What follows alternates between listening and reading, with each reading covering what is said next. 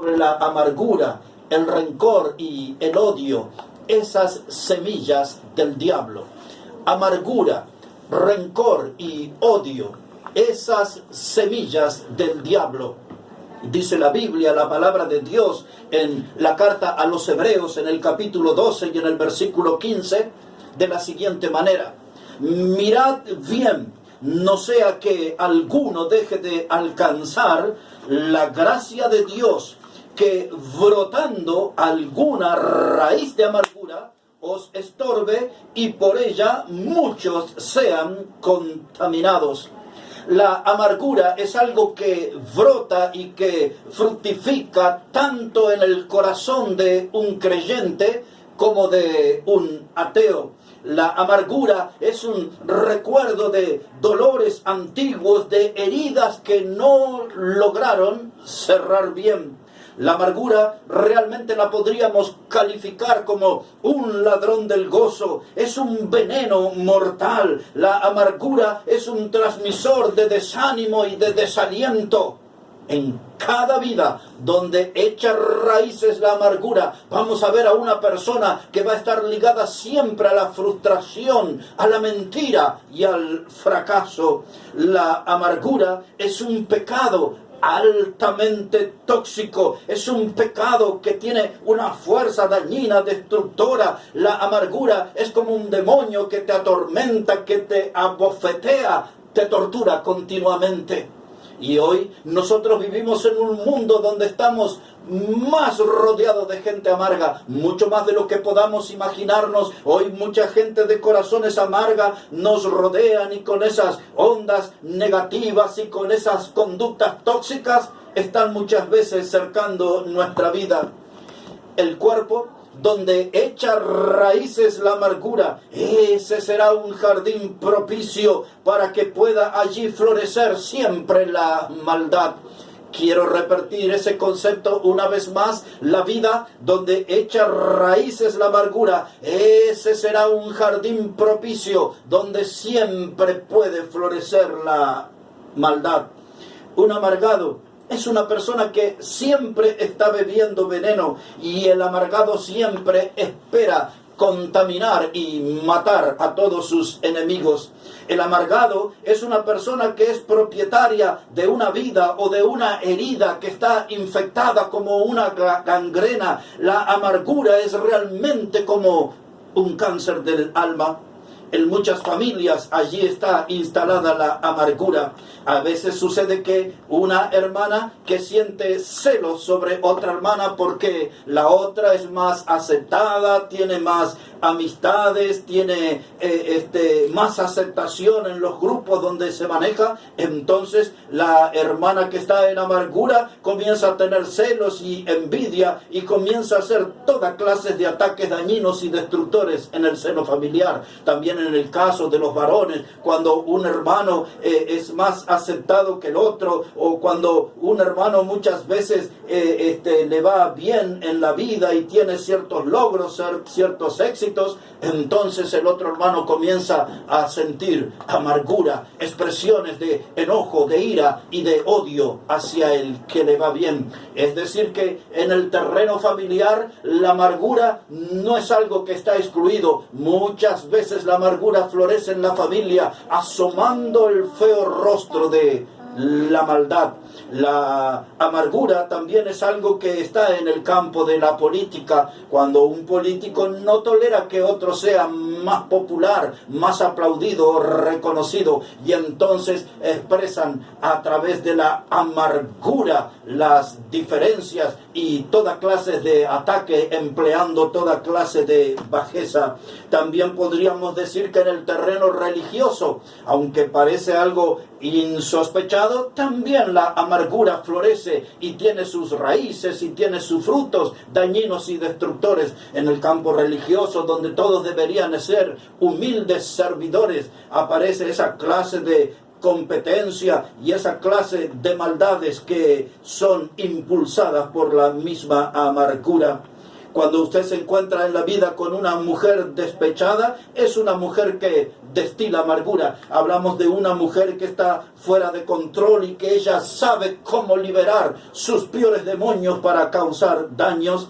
Si hablamos en el campo del estudio, un estudiante que es alguien que ha aprobado su carrera, el otro que no logró graduarse, empieza a tener celos, envidia y amargura. También en el campo laboral, cuando un obrero es ascendido y otro no, allí también asoma su fea cabeza la amargura. La amargura es algo que está por todas partes y estamos rodeados mucho más de lo que pensamos o sospechamos con gente que está allí con ese sello de la amargura. Es el tatuaje que los distingue, el de la amargura. Nosotros vemos en la Biblia, en la palabra de Dios, personas cercanas que expresan amargura. Una lectura en el Salmo 41 y en el verso 9. Este es un texto profético, es algo que anticipaba los sufrimientos y los padecimientos del Señor Jesucristo. Y así dice la Biblia en el Salmo 41, versículo 9. Dice: aún el hombre de mi paz, en quien yo confiaba, el que de mi pan comía, alzó contra mí el calcañar.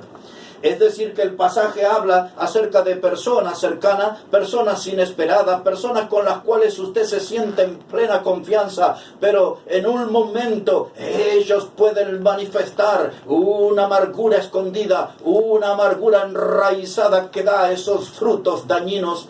El texto lo explica: el hombre de mi paz en quien yo confiaba, el que de mi pan comía, con el cual había una amistad íntima, lo que había allí un gran acercamiento. Dice: él levantó contra mí el calcañar. Cuando tuvo la oportunidad se manifestó en contra de mí hasta el punto de hacerme daño, buscando mi ruina y mi destrucción. Este es un pasaje profético, pero también tenemos otro de la misma característica en Zacarías capítulo 13 y el versículo 6. El profeta está hablando allí también acerca del Señor Jesucristo, anticipando sus sufrimientos, y lo dice con estas palabras. Dice ahí Zacarías 13, verso 6: y le preguntarán: ¿qué heridas son estas en tus manos? Y él responderá: con ellas fui herido en casa de mis amigos. Oh, mire, esas heridas dolorosas, profundas. Dice: fui herido en casa de mis amigos. Es decir, que la amargura se manifiesta en todo terreno, en todo lugar, y tenemos que estar muy atentos para no ser afectados, arruinados por gente cercana que están allí con ese árbol lleno de frutos de amargura. Estos pasajes proféticos anticipaban cómo Jesús iba a padecer e iba a sufrir de la traición. Un hombre que trascendió grandemente por su militancia política y su lucha a favor de su pueblo y de los derechos humanos. Él se llamó Nelson Mandela, y él estuvo en cárcel durante 27 largos años de su vida. Y una de las cosas que Nelson Mandela dijo al salir de la cárcel fue la siguiente, lo diré en forma textual. Dijo Mandela que mientras salía por la puerta que me llevaría a la libertad, supe que si no dejaba la amargura y el odio detrás, aún estaría en prisión. Y hay tanta gente hoy que está cargando sobre sus hombros esa pesada carga de la amargura y del odio y del rencor. Y son gente que están aprisionada, gente que no tienen libertad, que no tienen gozo. Son gente que no viven. Y el modo más infeliz que estas personas conocen es cuando no pueden causarle daños a otro. La persona amargada, en el momento que se siente más infeliz, es cuando no logra hacerle daños a otros. Quiero hablar unos minutos acerca del rencor. Dejamos la amargura por un momento y nos vamos a concentrar ahora en el rencor. El rencor habla de un profundo enojo, de un disgusto por una ofensa de ayer, por una ofensa del pasado. El rencor es el recuerdo doloroso de una herida que está abierta todavía, pero que es de ayer. Cuando hablamos nosotros de rencor, estamos hablando de un sentimiento de odio, de antipatía. La persona rencorosa vive en un gran estado de frustración, y yo diría vive en un largo estado de frustración, y sus resentimientos están bien arraigados en su alma. Una persona rencorosa es una persona que vive esclavizada, porque el rencor es algo que logra comerte el alma. El rencor es algo que arruina una vida. El rencor animaliza a la gente. Por eso la gente a veces tiene comportamientos, conductas increíbles. Y eso es porque tienen enraizado el rencor. El rencor tiene un largo historial dañino, salvaje. El rencor muchas veces se manifiesta de forma impiadosa. El rencor es como un buitre salvaje que se arroja sobre la carroña. Y muchas veces nosotros vamos a ver al rencor que es como un francotirador que está esperando su oportunidad para dar el tiro certero, el tiro mortal. Hay tanta gente que está llena de rencor. Algunos lo maquillan, hay otros que lo esconden, hay otros que lo disimulan, pero hay muchos que tienen el rencor, y cuando éste se manifiesta, lo hace en forma explosiva, destructora.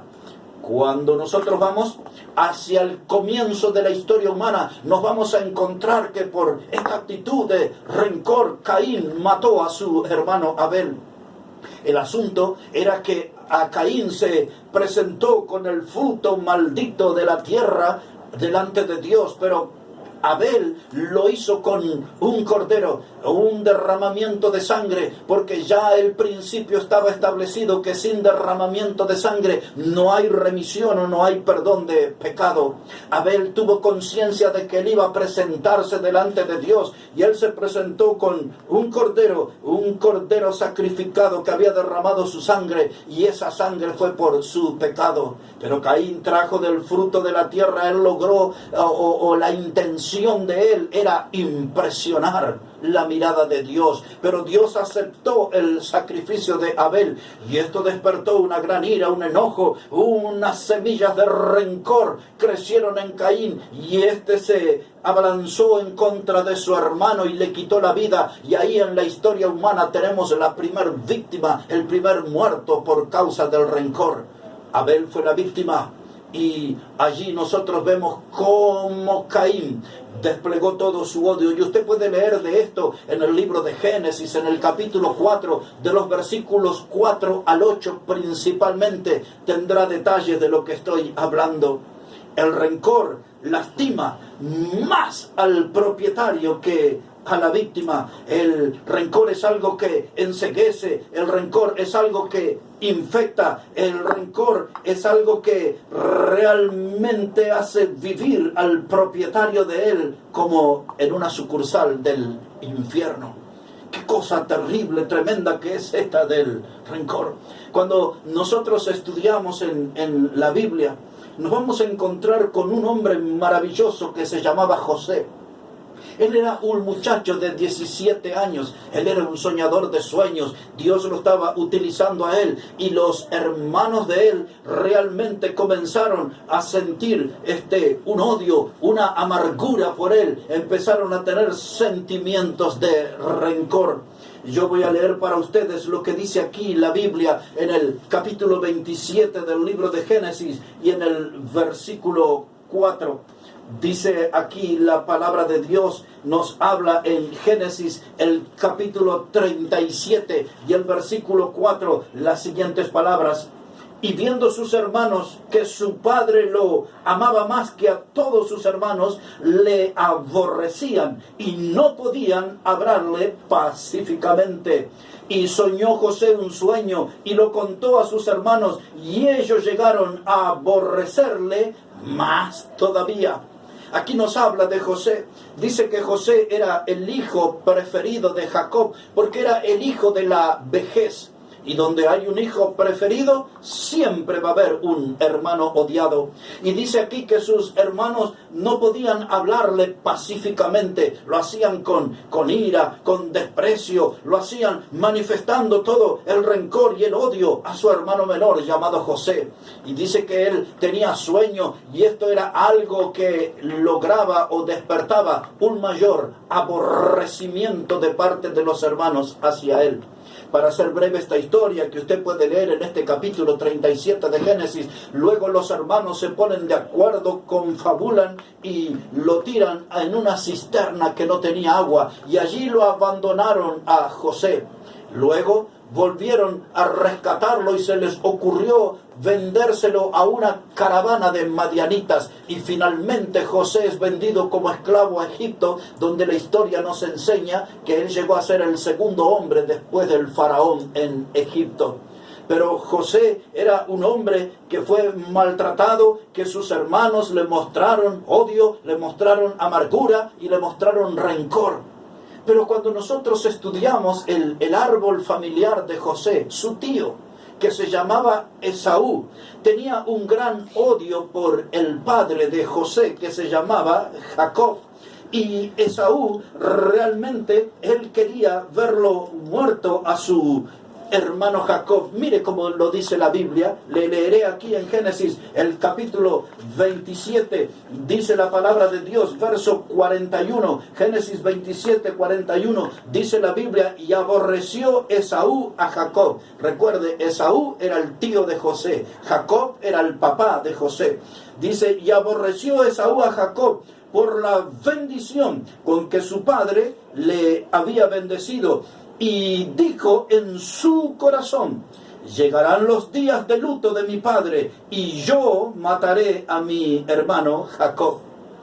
Qué expresión tan desgraciada, tan tremenda, tan terrible. Dice Saúl, llegarán los días de luto de mi padre. Es decir, cuando mi padre muera, entonces yo mataré a mi hermano Jacob. Y ahora entendemos de dónde viene esa amargura en el historial familiar. ¿Por qué los hermanos aborrecieron a José? Ya había un tío que había cultivado esas semillas de amargura, de rencor y de odio en su vida.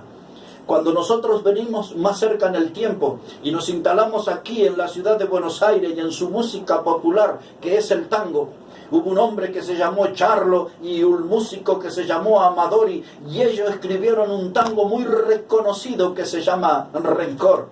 Justamente ese es el título de ese tango tan reconocido llamado Rencor. Y yo tomé nota aquí en un par de estrofas nada más, porque no voy a hacer todo el tango para ustedes, pero note cómo se expresa el rencor en esta letra. Dice aquí la letra de ese tango, este odio maldito que llevo en las venas, el mal que me han hecho es como una condena que inunda mi pecho de rabia y de hiel.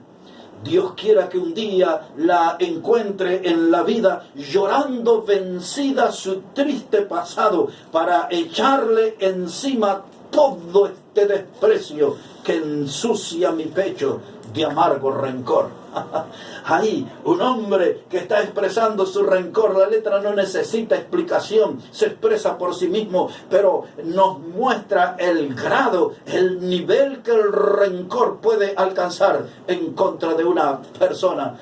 Dice aquí la letra, ese odio maldito que llevo en mis venas. ¡Qué descripción tan tremenda sobre el rencor! Y ahora ocuparemos unos últimos minutos para hablar sobre el odio. Hemos hablado sobre la amargura, hemos hablado sobre el rencor y ahora hablaremos sobre el odio. El odio es un sentimiento intenso, profundo, que desea siempre el daño o la destrucción de otra persona. Una vez más, el odio es un sentimiento intenso, profundo, que desea siempre el daño o la destrucción hacia otra persona. El portador de odio es un dueño de una sed insaciable de venganza. Y aunque muchas veces el portador del odio muestre una sonrisa y muestre gestos de simpatía, el odio siempre está aliado a la hipocresía, y la hipocresía muchas veces se viste a la moda. En otras palabras, muchas de la gente que hoy muestran una alegre sonrisa, muchas de las personas que hoy se manifiestan como seres simpáticos, son gente que nada más están vestidos a la moda de la hipocresía, pero adentro esconden esos sentimientos profundos y dañinos que se llaman odio. El odio. En la Biblia tenemos muchos ejemplos así. Uno de ellos era el rey Saúl. El rey Saúl, por aquellos días, él sintió un profundo sentimiento de odio hacia David y le deseó la muerte y buscó la muerte y procuró matarlo. ¿Por qué? Todo comenzó porque después que David venció al gigante Goliat en el campo de batalla, las mujeres cantaban a coro que Saúl mató a sus miles y David a sus 10,000. Esto no lo toleró el rey Saúl y más de una vez procuró matarle, atravesarlo con una lanza a David, y luego puso ejércitos para perseguirlo. El odio lo encegueció al rey Saúl y él quería ver muerto a David. David tuvo la oportunidad para matarlo y entonces una noche llegó hasta su cama y cortó un poquito de la tela de su manto, y para decirle que si él quería podía haberlo matado, pero David dice: yo nunca voy a tocar al ungido de Dios. David tenía amor por Saúl como rey, y David amaba a su hijo Jonatán. Había una amistad profunda, preciosa amistad, pero Saúl tenía sentimientos de odio y él tenía entre ojo y ojo a David, y él buscó muchas veces oportunidad para matarle. La Biblia también nos habla acerca de un hombre que se llamaba Amán. Para saber de él hay que leer el capítulo 3 del libro de Esther en el Antiguo Testamento. Amán era un hombre que escaló en la jerarquía política, y un día en esos gestos de vanidad, Amán quiso ser adorado y quería que la gente se arrodillara delante de él. Por aquellos días había un judío que se llamaba Mardoqueo, y Mardoqueo no iba a doblar las rodillas ante Amán. Amán escuchó allí el consejo de su esposa y de sus amigos más cercanos, y ellos le recomendaron que hiciera una horca, y el odio le llevó a Amán a sentir el deseo de ver colgado a Mardoqueo en esa horca. La historia allí avanza, pero finalmente Amán es la persona que muere en la horca, en la propia horca que él construyó para su enemigo. En esa horca terminó su vida. Y eso nos deja como enseñanza que aquellas personas que sienten odio, con el tiempo, la mayoría o quizás todas van a padecer el efecto boomerang, porque ese odio que manifiestan hacia otro es algo que se les va a volver en contra, y mientras eso se vuelve en contra será dañino y destructor para su propia vida. El mismo promotor de odio gustará un día de su propia salsa, de su propia medicina. También la Biblia nos enseña en el Evangelio de Mateo, en el capítulo 14, sobre Juan el Bautista.